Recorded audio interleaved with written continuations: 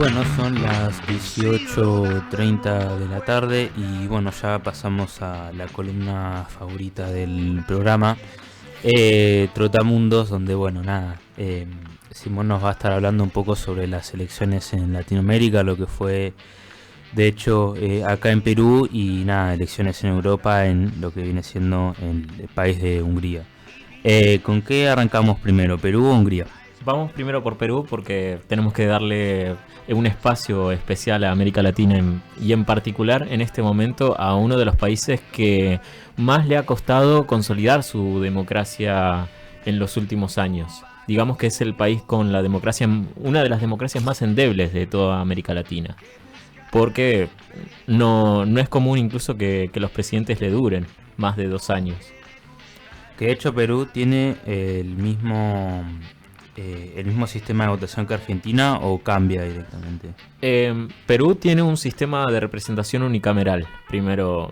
Bien. Realmente lo que tiene Perú es una elección también, no solamente de presidente, sino también de un parlamento Bien. que elige por ende también a un primer ministro. Algo muy inédito en lo que es América Latina en general, que tiene sistemas presidencialistas plenos en general. Lo Bien. que, lo que también le otorga cierta facultad al Parlamento, en este caso al Congreso, para remover la figura del presidente si ésta no se adapta a las expectativas que fije justamente. Lo que se está viviendo particularmente en Perú desde el año 2016 es una consecuente crisis política eh, interna donde ningún presidente desde el año 2016 puede llegar a completar un mandato presidencial. Desde 2016 no llegan a completar los mandatos presidenciales los presidentes peruanos. Y muchas de estas cosas, muchas de estas causas se deben primero a factores internos, pero también a factores externos en Claro. particular. Y En, digamos que podemos decir que los gobiernos o Perú tiene como un poder político muy débil.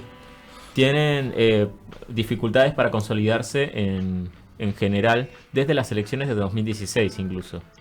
Que como verán, por lo menos en América Latina lo que se vio en esos años es una creciente derechización de la política en América Latina. Particularmente en Perú estaban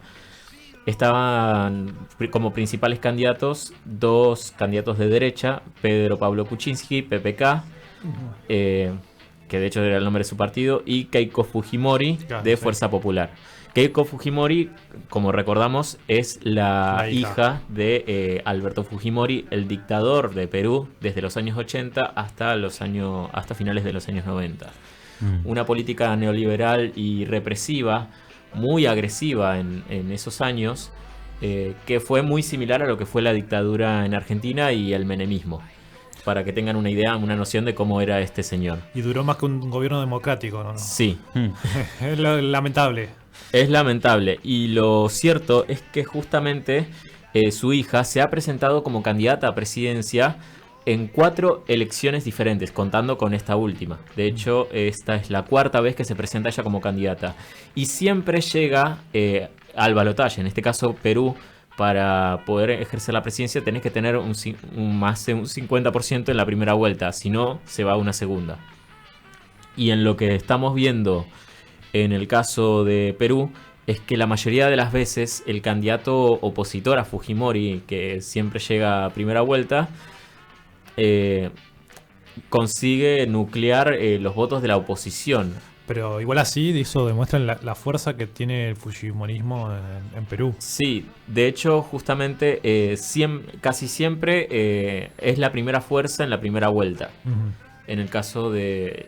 Por eso casi siempre el fujimorismo gobierna el parlamento peruano.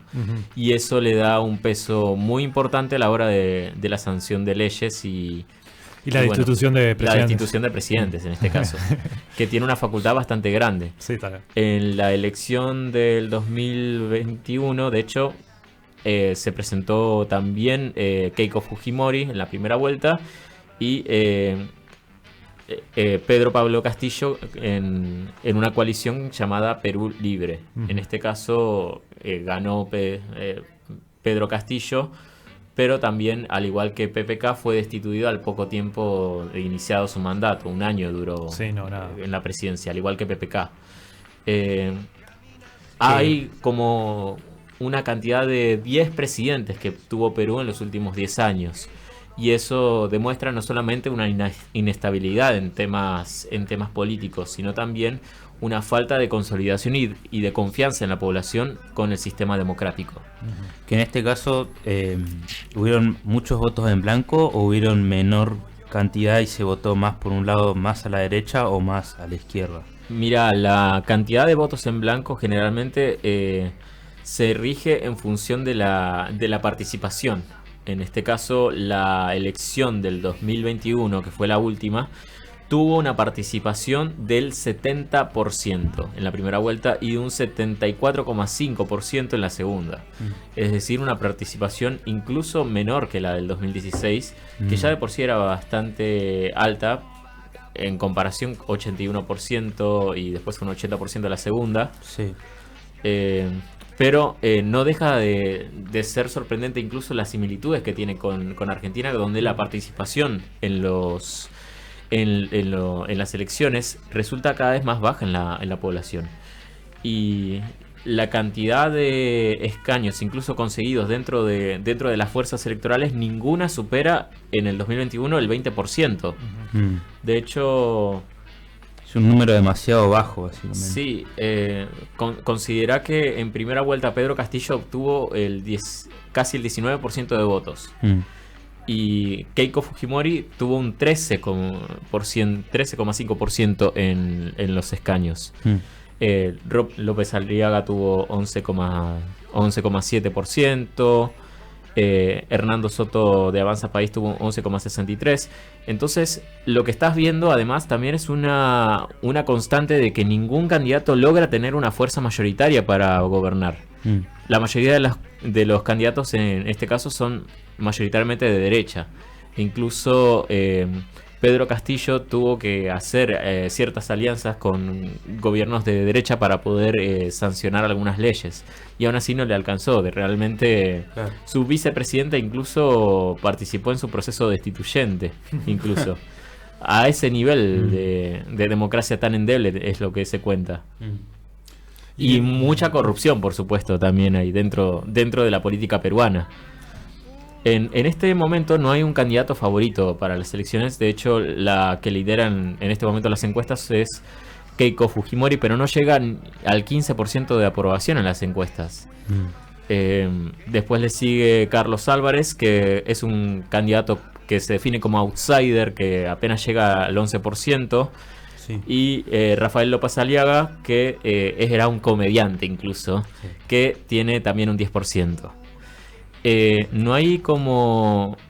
Que de hecho ese candidato, la similitud del que hubo acá con las elecciones fue sí, con Brandoni, que es un actor y como que sí, nada que ver metiéndose en la política. Carlos también. Álvarez es el outsider que era comediante y se caracterizaba por imitar a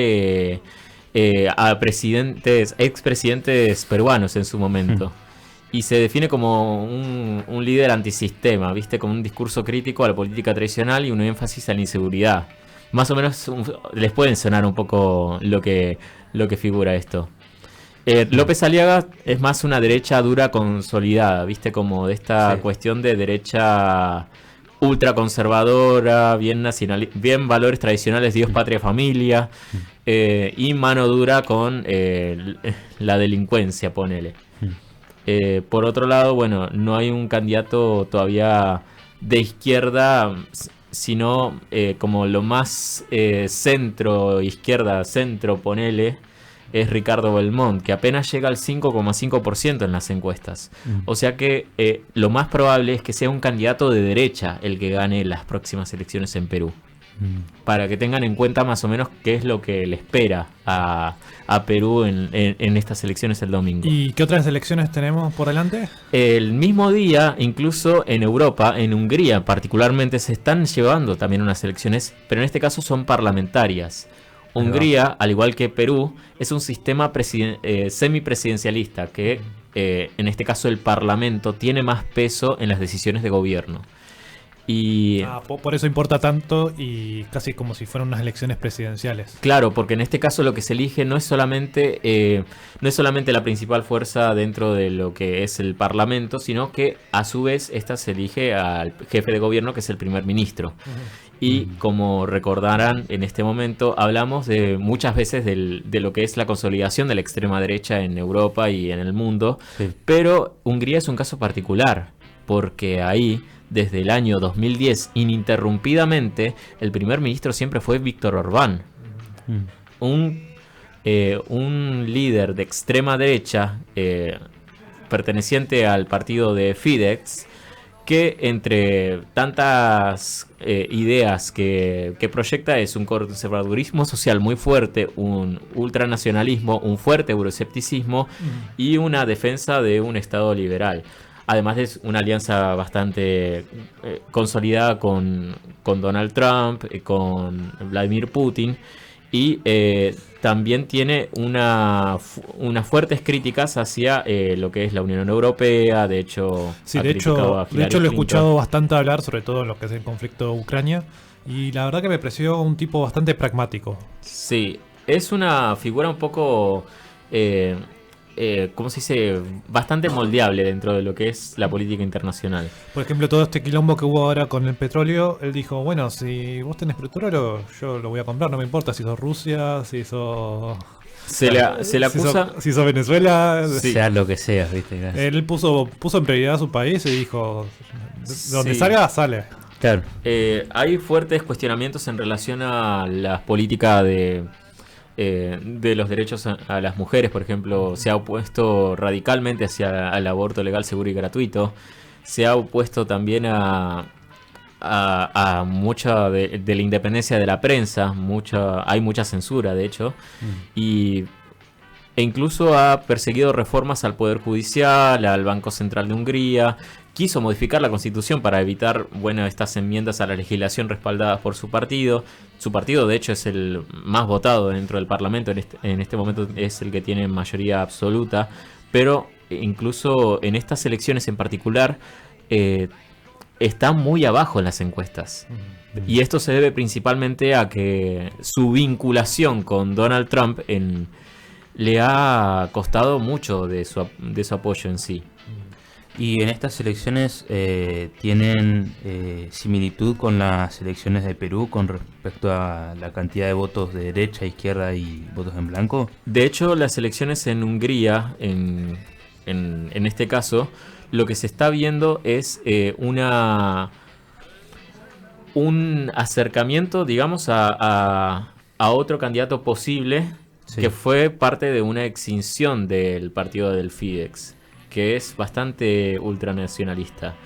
Y lo que se está por ver en este momento es un posible viraje hacia esa derecha nacionalista a través de Peter Majgar, que con su partido TISA busca oponerse a Viktor Orbán, pero manteniendo una suerte de conservadurismo, democracia cristiana, economía de crecimiento y un europeísmo.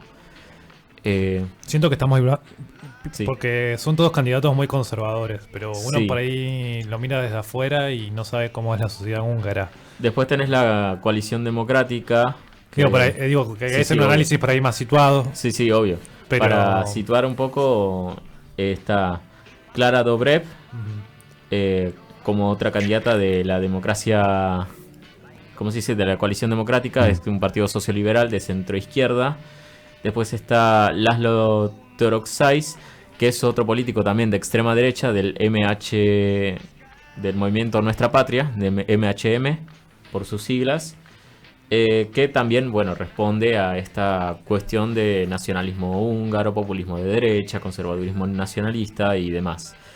En este momento, estos dos últimos partidos no tienen una representación tan fuerte en el Parlamento, pero lo que se prevé en estas elecciones es que a Viktor Orbán le va a faltar para consolidarse y realmente puede llegar a perder por el ascenso de TISA, por el ascenso de Peter Magyar. Y esto dificultaría también la consolidación de su régimen y el apoyo a Donald Trump. De hecho, Donald Trump se metió en estas elecciones diciendo voten a Orbán. Así que para que tengan una noción de cómo está en este momento Hungría, que puede ser que aún saliendo Víctor Orbán, se va a seguir situando a la derecha del espectro político. Yo lo que había escuchado es que el presidente de Ucrania mucho no lo quería por esto de que el chabón hacía negocios con Rusia, con Estados Unidos, como que no le importaba y medio como que le estaba intentando casi ponerle bombas a la candidatura, por no decir que estaba poniendo bombas efectivamente. Sí.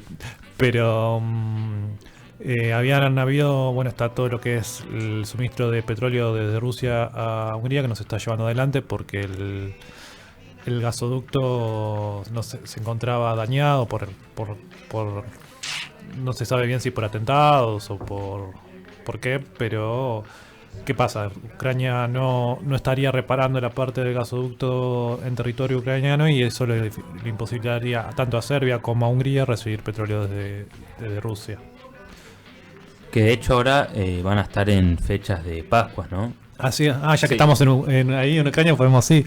Bueno, para mañana y pasado se decretó casi un cese al fuego por 48 horas en lo que es el territorio ucraniano, con lo cual digamos que van a tener las Pascuas en paz. Ponele. Ponele entre comillas. Sí, dijeron que tanto el presidente ucraniano como ruso dijeron que iban a respetar el acuerdo de paz, pero que el acuerdo de cese al fuego, perdón, pero que iban a tener las tropas listas ante cualquier eventualidad, cualquiera quiera desafiar el cese al fuego. O sea que podrían arrancar la semana que viene tranquilamente o... No, sí, van a arrancar, eso no lo dudes. Pero si alguno se atreve a tirar un tiro, vas a escuchar respuesta, digamos. Ahí va. Así como lo más interesante que tenemos de Ucrania, ya hablamos un poquito en el programa anterior, pero me había faltado, justo que lo veníamos hablando, que ya se cumplieron 4 años del enfrentamiento en Ucrania. De hecho es 2022. Sí. Y todavía pareciera, todos los años uno lo ve y dice esto se acaba, pero no. Sí, no. Sigue así y sigue. Y mientras haya intereses encontrados, gente que gana plata con esto va a seguir. Total. Es más, podría tener casi la misma la misma duración que tuvo la Primera y la Segunda Guerra Mundial, o ¿ustedes creen que no pueden llegar a esa cantidad de años? No creo. Digo, mientras haya un interés económico, va a estar. Mientras cuando deje de servirle a la gente, a alguien que le estén sirviendo, eso se va, al día siguiente ya automáticamente se frena. Bien, y por otro lado también tenemos actualizaciones del conflicto de la guerra de Irán. Así es, así que después de casi un mes, de un poco más de un mes de estar tirándose misiles de un lado a otro, con interferencia del gobierno pakistaní y el apoyo también de China, Rusia, que vetaron el intento de los Emiratos Árabes Unidos de meterse en la guerra. Se llevó adelante un cese al fuego por 2 semanas. 2 semanas. Donde todos salieron a decir que ganaron. Irán salió a decir que ganó, Estados Unidos salió a decir que ganó, los Emiratos Árabes Unidos también dijeron que ganaron. Claro, es como que ganaron todos, ¿viste? Sí, todos felices ahora, están todos contentos. Así que, mejor, todos ganaron. Y sí. Rusia también ganó, porque sobre el petróleo también salió. No sé, acá técnicamente no perdió nadie. Al menos nadie dijo que salió perdedor. Claro. Al menos nadie quiso reconocer la derrota. Pero bueno, el tratado de paz, el cese al fuego pende igual de un hilo. Y se están tirando bastantes amenazas el uno al otro. Sí. Y de hecho las principales amenazas son de objeto económico. Es que lo que pasó en principio es apenas este miércoles que se dio el trato de paz, ya esa misma noche ya Israel estaba bombardeando el Líbano. Y entre los puntos que había presentado Irán para llevar adelante el cese al fuego, se encontraba el cese de hostilidades en todos los frentes, incluidos los frentes de los países aliados. En eso incluía a los yemeníes, incluía al Líbano, incluía a Irak, o sea, incluía a todos los aliados de Irán. Y automáticamente Israel empieza a bombardear Líbano y apenas empieza a hacer eso, y Estados Unidos sale a decir no, el Líbano era parte del acuerdo. Entonces, ¿qué dice Irán?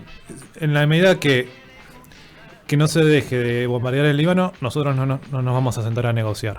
Sí, y por lo tanto también el estrecho de Hormuz va a continuar bloqueado. Igual ellos no dicen que el estrecho está bloqueado. Sí. No, o sea, dice... Porque en realidad lo que están diciendo... Bueno, es que sí, es medio un juego de palabras, sí. Pero... todos aquellos barcos o todas aquellas embarcaciones que no provengan de países hostiles o países que le den soporte a aquellos países que son hostiles hacia Irán, no van a tener ningún tipo de impedimento para transitar por el estrecho de Hormuz. De acceso, o sea, los barcos estadounidenses claramente no van a estar ahí. Ni los barcos árabes. Israelíes, los países árabes tampoco, que le dan las bases militares a Estados Unidos, no estarían. Sí, y las israelíes. Los aliados. Eso ni se asoman. Los de la OTAN tampoco. Los de la OTAN... Es como que varía un poco también, porque sí. Trump incluso ha insultado tanto a la gente de la OTAN, y cuando le fue a pedir apoyo dijeron, no, arréglatelas como puedas. Lo de la OTAN varía bastante, y sobre todo el que más se remarcó es Pedro Sánchez, el presidente de España, que salió a condenar y apoyar a Irán abiertamente, y incluso fue expulsado el embajador de España de Israel. Así que... España se notó tener una postura mucho más radical dentro de lo que es todo la Unión Europea y la OTAN. Sí. Y bueno, y después quería destacar también que otro de las cuestiones que también empezó a plantear ahora Irán para sentarse a negociar es que todos... no, para vos el mate. Gracias. Entonces pásamelo. Es que se liberen todos los activos financieros que se encuentran trabados en países exteriores a Irán. Siendo esas dos condiciones, no sé si vos te referías a esa, las dos condiciones principales para hoy poder sentarse. Allá hace unas horas llegó la delegación iraní a Palestina, Pakistán. Sí, porque en Palestina se estaban vendiendo la boca al lobo. Sí, ya hace unas horas llegó, a Pakistán, pero ya dieron por lo menos ciertas condiciones para sentarse, ni siquiera para negociar, solamente para sentarse. Y después, entre los puntos interesantes para negociar, se habla un poco del tema del estrecho de Hormuz, cómo va a ser el estado de ese estrecho después de que termine este conflicto. El tema del proyecto nuclear iraní, el uranio enriquecido que ya tienen ellos, cómo se va a manejar eso, así como más interesante. Y y después está también un pedido explícito de que se retiren todas las bases militares de Estados Unidos de Oriente Medio. La verdad que son pedidos bastante, ¿cómo decirlo? La verdad le está pidiendo mucho a Estados Unidos. Ya Trump dijo que no va a dar el brazo a torcer. Sí, sobre todo con lo que es el proyecto nuclear de Irán. Y también dijo que el estrecho de Hormuz lo va a abrir de una manera o de otra, que no tiene dudas. Y ya amenazó también diciendo que sus tropas están recargando el armamento y están listas para salir a atacar nuevamente. De hecho, lo que propone incluso la administración Trump es subir la edad de reclutamiento de 35 años a 42 y a su vez también reclutar tropas en toda la población, lamentablemente, a pesar de lo diezmada que está en todo sentido. Y está pidiendo aumentar el presupuesto militar. Ya de por sí es el más alto del mundo. Sí, y lo quiere seguir aumentando. Cuando hacia adentro de su país está teniendo crisis financieras terribles, sobre todo con esto del aumento de petróleo. Estados Unidos es uno de los países también que más consume petróleo y el aumento de petróleo también lo afecta mucho, más allá de que tenga producción propia. Y además también teniendo en cuenta de la cadena de producción en este momento que está siendo afectada principalmente por los aranceles que les está aplicando a los productos importados. Claro. En este caso lo que vemos también es que la economía estadounidense está pasando uno de los peores momentos dentro de lo que cabe en los últimos años. Y también otra cosa que mucho no se ve, pero que también influye, es lo que se conoce como el petrodólar, que es el intercambio de petróleo en la divisa dólar. Sí. Que eso hace que todo lo que sean intercambios de petróleo, venta, compra de petróleo, le dé un respaldo financiero a la economía estadounidense, y es como si tuvieras, en vez de tener una reserva en dólares, tener una reserva en petróleo, pero como ese petróleo se negocia solamente en dólares, es como si fuera dólares. Entonces eso también le daba valor al dólar. Y el hecho de que no se esté negociando o no se esté vendiendo tanto petróleo hace que también se evalúe el dólar. Sí, y por otro lado también Trump está perdiendo mucho apoyo en las encuestas. De hecho, el año que viene se celebrarán elecciones de medio término. Sí, 1/3 dice nomás que tiene. 1/3 de apoyo. De apoyo en comparación con las últimas elecciones anteriores. Sí, que estaba por encima de la mitad. De hecho, perdió varios escaños en elecciones en las intermedias. En las elecciones no intermedias, sino locales. De gobernadores, claro, porque las que vienen ahora alcaldes. Son las midterms, sí. Ahora lo que viene son las midterms de lo que es el Congreso del Capitolio, sería el Capitolio estadounidense. Y el Partido Republicano se prevé una derrota en estas próximas elecciones, dado la creciente impopularidad que tiene en este momento Donald Trump. Sí. ¿Tenías algo de...? No, eso lo vamos a tener la semana que viene. Bueno. Podemos ir a... Sí. ¿Algo más para dejar acá en el programa? No, estamos por ahí. Por ahí creo que más adelante podemos seguir hablando de muchos otros países. En este momento me gustaría seguir desarrollando más en este momento de lo que es el plan quinquenal de China. Pero me parece que tenemos que desarrollarlo por un poco más de tiempo. Así que seguramente la semana que viene vamos a hablar un poco de eso. Dale. Buenísimo, vamos a un temita y volvemos.